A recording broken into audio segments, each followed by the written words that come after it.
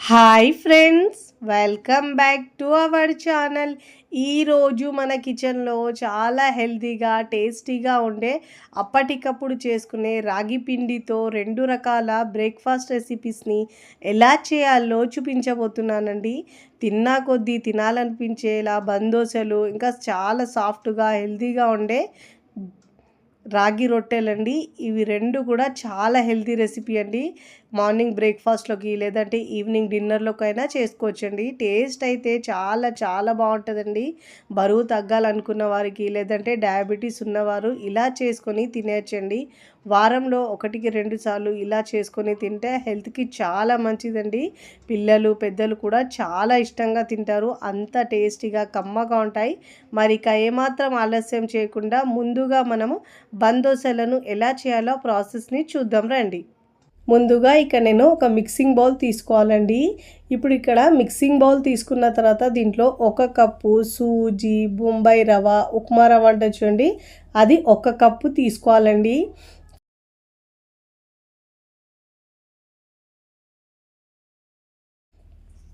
ఇప్పుడు ఏ కప్పుతో అయితే మనం ఉప్మా రవ్వ తీసుకున్నామో అదే కప్పుతో 1 కప్పు రాగి పిండి తీసుకోవాలండి.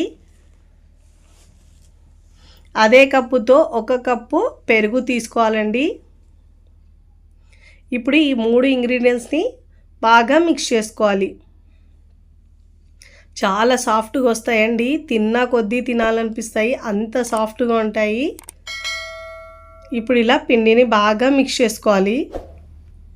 ఇప్పుడు ఇలా పిండిని బాగా మిక్స్ చేసుకున్న తర్వాత ఇప్పుడు దీంట్లో ఏ కప్పుతో అయితే మనం రవ్వ తీసుకున్నామో అదే కప్పుతో 1 కప్పు వాటర్ తీసుకొని మిక్స్ చేసుకోవాలండి. ఇప్పుడు ఇలా వాటర్ మిక్స్ చేసుకున్న తర్వాత మూత పెట్టేసి ఒక 10-15 నిమిషాల పాటు పక్కకు పెట్టుకోవాలండి.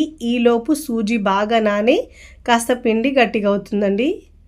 చూడండి, ఇప్పుడు ఇలా బాగా ఉండలు లేకుండా మిక్స్ చేసుకొని ఈ పిండిని పక్కకు పెట్టుకోవాలి మూత పెట్టేసి. ఈలోపు దీంట్లోకి టేస్టీ చట్నీని ఎలా రెడీ చేసుకోవాలో చూద్దాం రండి. ఇప్పుడు స్టవ్ మీద ప్యాన్ పెట్టుకొని ఇప్పుడు దీంట్లో ఒక 2-3 టేబుల్ స్పూన్ల పల్లీలు వేసుకోవాలండి. వేసుకొని ఫ్లేమ్ని లోలో ఉంచి మాడకుండా వేయించుకోవాలండి. ఫ్లేమ్ని లోలో ఉంచితే అన్నీ ఈక్వల్గా ఫ్రై అవుతాయి. చూడండి, ఇలా వేయించుకున్న తర్వాత ఈ పల్లీలను మనం ఇప్పుడు ప్లేట్లోకి తీసుకోవాలి. మరీ ఎక్కువగా ఫ్రై చేయొద్దండి. ఇప్పుడు ఇలా ఒక గిన్నెలోకి తీసుకోవాలి. ఇప్పుడు ఇదే ప్యాన్లో 1 టీ స్పూన్ దాకా ఆయిల్ వేసుకోవాలండి. ఆయిల్ బాగా వేడైన తర్వాత కట్ చేసుకున్న ఒక 2 పచ్చిమిరపకాయలు వేసుకోవాలండి. ఇప్పుడు వీటిని కూడా బాగా ఫ్రై చేసుకోవాలి. ఇప్పుడు ఇలా బాగా ఫ్రై చేసుకున్న తర్వాత శుభ్రంగా వాష్ చేసుకున్న పుదీనా 1 కప్పు వేసుకోవాలండి. ఈ చట్నీ అయితే వేడి వేడి అన్నంలో కూడా, చపాతీలో, దేనిలో ఏ టిఫిన్లో తీసుకున్నా కానీ సూపర్ టేస్టీగా ఉంటుందండి. ఇలా మంచిగా వేయించుకోవాలి. ఇప్పుడు ఇలా బాగా వేయించుకున్న తర్వాత దీంట్లో ఒక మీడియం సైజు టమాటోని కూడా కట్ చేసి వేసుకోవాలండి. మీరు ఇష్టం ఉంటే ఒక 4-5 టమాటోలైనా వేసుకోవచ్చండి. బట్ ఇక నేను ఒకటే వేస్తున్నాను. పుదీనా ఫ్లేవర్ ఎక్కువగా తెలుస్తుంది, అది టమాటోలు వేస్తే కాస్త తక్కువగా ఉంటుందండి. ఇప్పుడు మూత పెట్టేసి ఒక 5 నిమిషాల పాటు ఉడికించుకోవాలి. ఒక 5 నిమిషాల తర్వాత చూపిస్తున్నాను చూడండి, కాస్త సాఫ్ట్గా అయిపోయిందండి. ఇప్పుడు దీంట్లో రుచికి సరిపోయినంత ఉప్పు వేసుకోవాలండి. ఉప్పు కారం మీ టేస్ట్ని బట్టి యాడ్ చేసుకోండి. ఇప్పుడు ఇలా బాగా మిక్స్ చేసుకోవాలి. ఇప్పుడు ఇలా బాగా మిక్స్ చేసుకున్న తర్వాత స్టవ్ ఆఫ్ చేసుకొని పూర్తిగా చల్లారించుకోవాలండి. ఇప్పుడు మిక్సీ జార్ తీసుకొని ముందుగా వేయించుకున్న పల్లీలను వేసుకోవాలండి. దీనిలో ఒకసారి పల్లీలను గ్రైండ్ చేసుకోవాలండి కచ్చాపచ్చగా. ఇప్పుడు ఇలా గ్రైండ్ చేసుకున్న తర్వాత ముందుగా టమాటో పుదీనా ఉడికించుకున్నాం కదండి, ఆ ఫ్రై చేసుకున్నది దీంట్లో వేసుకోవాలి. ఇప్పుడు దీంట్లో కొద్దిగా వాటర్ యాడ్ చేసుకొని మెత్తగా గ్రైండ్ చేసుకోవాలండి.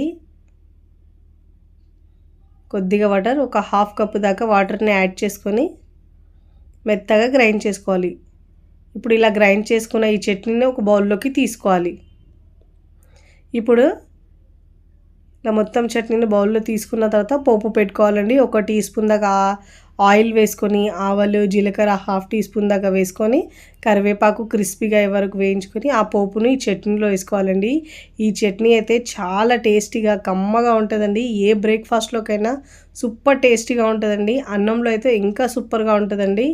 ఇప్పుడు మనము ఈ చట్నీని రెడీ చేసుకున్నాం కదండి. ఇప్పుడు మనము బందోసలను ఎలా చేయాలో చూద్దాం రండి. ముందుగా ఇక్కడ మనం పిండి నానబెట్టుకున్నాం కదండి. చూడండి పిండి కాస్త గట్టిగా అయిందండి. ఇప్పుడు ఈ పిండిని మనం మిక్సీ జార్లో వేసుకోవాలండి. మెత్తగా గ్రైండ్ చేసుకోవాలి మిక్సీ జార్లో వేసుకొని. వాటర్ ఏమీ వేయ అవసరం లేదండి. ఈ వాటరే మనకు సరిపోతుంది. వాటర్ ఏమి వేయొద్దు, బ్యాటర్ పల్చగా అయిపోతుంది. ఒకవేళ మీరు వాటర్ వేస్తే మెత్తగా గ్రైండ్ అయ్యి పిండి కూడా పల్చగా అయిపోతుంది. కాస్త గ్రైండ్ అయిన తర్వాత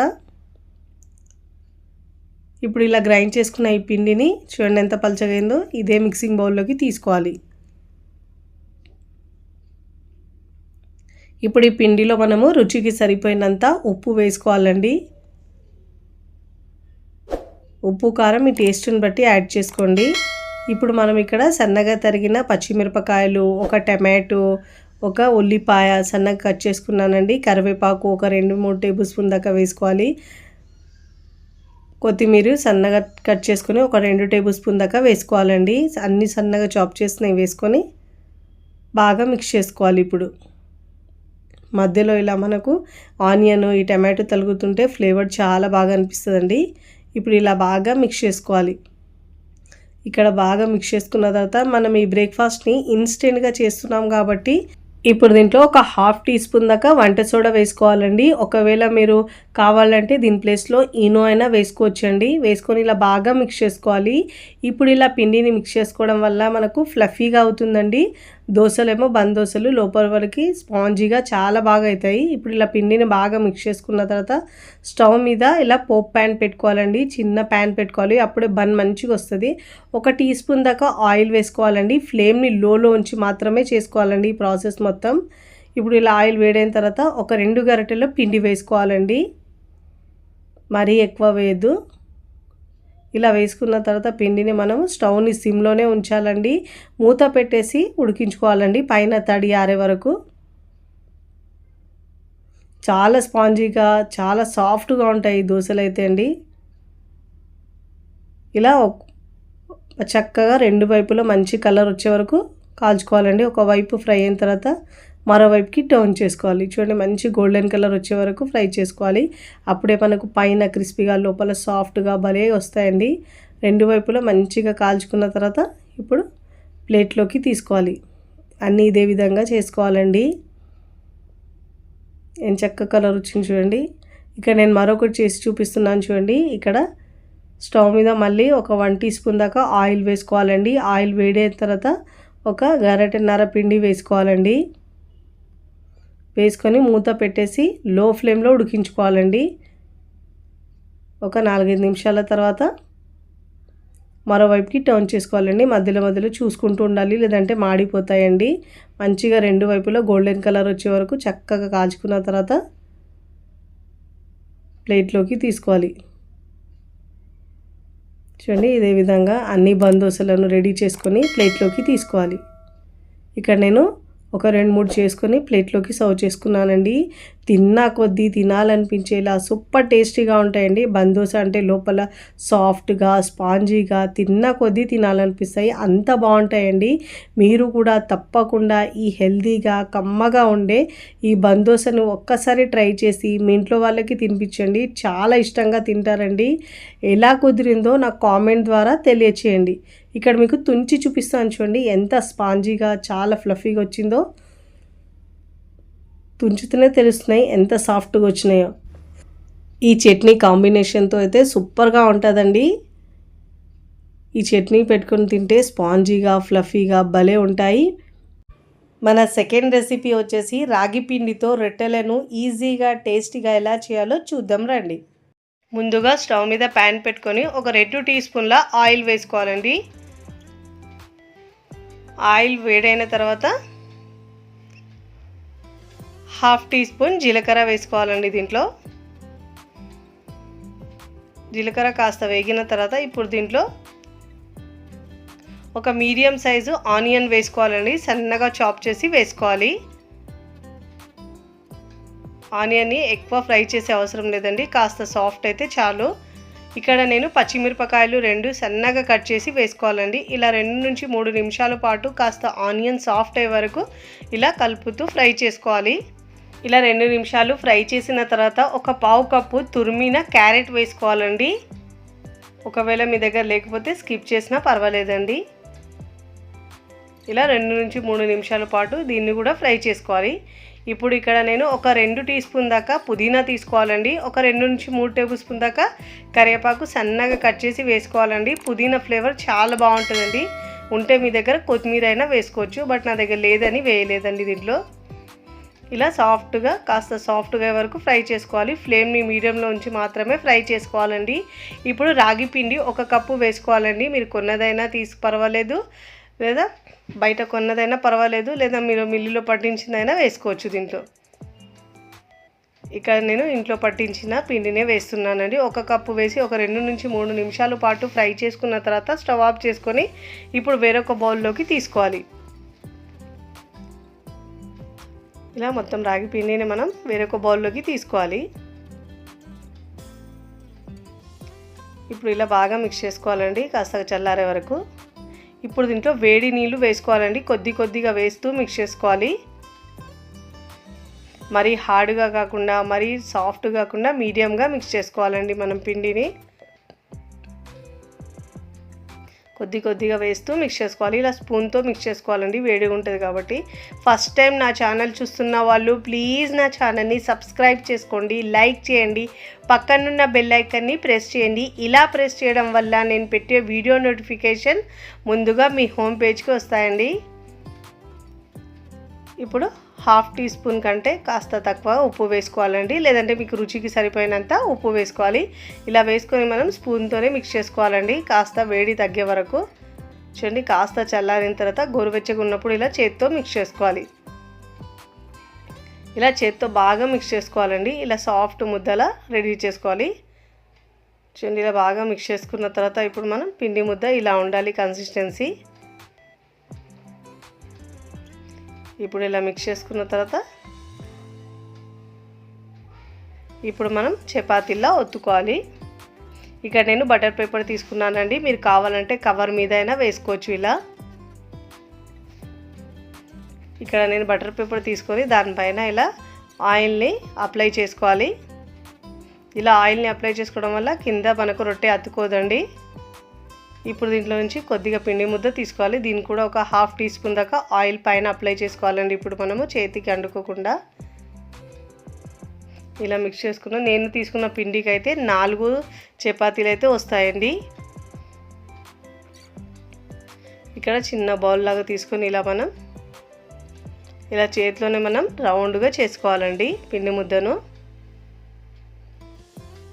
ఇలా రౌండ్గా చేసుకున్న తర్వాత ఇప్పుడు మనం ఒత్తుకోవాలండి. మరీ పెద్దగా కాకుండా మరీ చిన్నగా కాకుండా ఇలా మనం మీడియం సైజులో ఇలా చేత్తో ఒత్తుకోవాలండి. మరీ లావుగా ఉండదు, పల్చగా కాకుండా మీడియంగా ఉండాలి. చూడండి, వీడియోలో చూపించిన విధంగా ఇలా ఉండాలండి. ఇలా చేత్తో మనం ఈజీగా ఒత్తుకోవచ్చండి. దీంట్లో మనం పచ్చిమిరపకాయలు, క్యారెట్, ఉల్లిపాయ వేసాం కాబట్టి టేస్ట్ చాలా బాగుంటుందండి ఈ రొట్టెదైతే. ఇలా అన్ని వైపుల్లో ఈక్వల్గా ఒత్తుకోవాలండి. ఇప్పుడు స్టవ్ మీద పెనం పెట్టుకొని ఒక 1/2 టీ స్పూన్ దాకా ఆయిల్ వేసుకోవాలండి. ఇలా వేసుకున్న తర్వాత ఈక్వల్గా స్ప్రెడ్ చేసుకోవాలండి. ఇలా ఇప్పుడు మనం ఈజీగా ఇలా పేపర్తో తీసేసుకోవచ్చండి. చేతి మీద ఇలా వేసుకోవచ్చు చపాతీని మనం. చూడండి, ఒకవైపు కాలిన తర్వాత మరోవైపుకి టర్న్ చేసుకోవాలి. ఇలా కాస్త 1/2 టీ స్పూన్ దాకా ఆయిల్ వేసుకోవాలండి. అన్ని వైపులో చక్కగా కాల్చుకోవాలండి చపాతీని మనం. చాలా టేస్టీగా ఉంటుందండి రాగి రొట్టె. పిల్లలు కూడా ఇలా చేసి పెడితే చాలా ఇష్టంగా తింటారండి. అన్ని వైపుల్లో చాలా బాగా కాల్చుకోవాలండి. ఇలా బాగా కాల్చుకున్న తర్వాత ఇప్పుడు మనం ప్లేట్లోకి తీసుకోవాలి. చూడండి, ఇలా కాల్చుకున్న తర్వాత ప్లేట్లో తీసుకోవాలి. ఇదే విధంగా అన్ని చపాతీలను చేసుకొని తీసుకోవాలండి. చాలా టేస్టీగా ఉంటాయండి. షుగర్ ఉన్న వాళ్ళకైతే చాలా మంచిదండి రాగులు. ఇలా మనం వారంలో ఒక్కసారైనా లేదంటే 2 సార్లు తీసుకున్నా కూడా హెల్త్కి చాలా మంచిదండి. షుగర్ లెవెల్స్ని కంట్రోల్లో ఉంచుతుందండి రాగులు అయితే. హెల్తీగా బ్రేక్ఫాస్ట్ చేసుకోవాలంటే ఇలా మనం అప్పటికప్పుడు చేసుకోవచ్చండి. చాలా తక్కువ టైంలో మనం ఈజీగా చేసుకోవచ్చు. ఇదే విధంగా అన్ని రొట్టెలని మనం 1 బై 1 కాల్చుకొని ప్లేట్లోకి తీసుకోవాలి. 1/2 టీ స్పూన్ దాకా ఆయిల్ వేసుకొని కాల్చుకోవాలి. బాగా అన్ని వైపులో తిప్పుతూ కాల్చుకోవాలండి. చాలా టేస్టీగా ఉంటాయండి. ఇలా కాల్చుకున్న తర్వాత అన్నిటిని మనం సర్వింగ్ ప్లేట్లోకి సర్వ్ చేసుకోవాలి. తిన్నా కొద్దీ తినాలనిపించేలా సూపర్ టేస్టీగా ఉంటాయండి. చాలా హెల్తీ రెసిపీ అండి ఇదైతే. రొట్టెల్ని సర్వింగ్ ప్లేట్లోకి సర్వ్ చేసుకోవాలి. మీకు నచ్చిన చట్నీతో తీసుకోవచ్చండి. ఒట్టిగా తింటే కూడా చాలా బాగుంటుంది. ఉల్లిపాయ నంచుకొని తింటే కూడా సూపర్గా ఉంటుందండి. నేను ఎక్కడైతే రాయితీతో సర్వ్ చేస్తున్నానండి. చాలా టేస్టీగా ఉంటాయండి. మధ్యలో ఉల్లిపాయలు తలుగుతుంటే పచ్చిమిరపకాయలు ఉంటాయి కదండి, చాలా టేస్టీగా ఉంటాయి. మీరు కూడా తప్పకుండా ఈ హెల్తీ బ్రేక్ఫాస్ట్ని ట్రై చేయండి. ట్రై చేసి ఎలా కుదిరిందో నాకు కామెంట్ ద్వారా తెలియచేయండి. ఇడ్లీ పిండి దోశ పిండి లేనప్పుడు మనం అప్పటికప్పుడు ఇలా హెల్తీగా బ్రేక్ఫాస్ట్ని రెడీ చేసుకోవచ్చండి. చాలా తక్కువ టైంలోనే మనం ఈజీగా ఈ బ్రేక్ఫాస్ట్ని రెడీ చేసుకోవచ్చు. చూడండి ఎంత బాగా వచ్చినాయో, చాలా బాగా వచ్చినాయండి. వీడియో నచ్చితే లైక్ చేయండి, ఫ్రెండ్స్ ఫ్యామిలీకి షేర్ చేయండి. మరికొన్ని టేస్టీ సింపుల్ క్విక్ రెసిపీస్ కోసం టీ కిచెన్ని సబ్స్క్రైబ్ చేసుకోండి. Thanks for watching.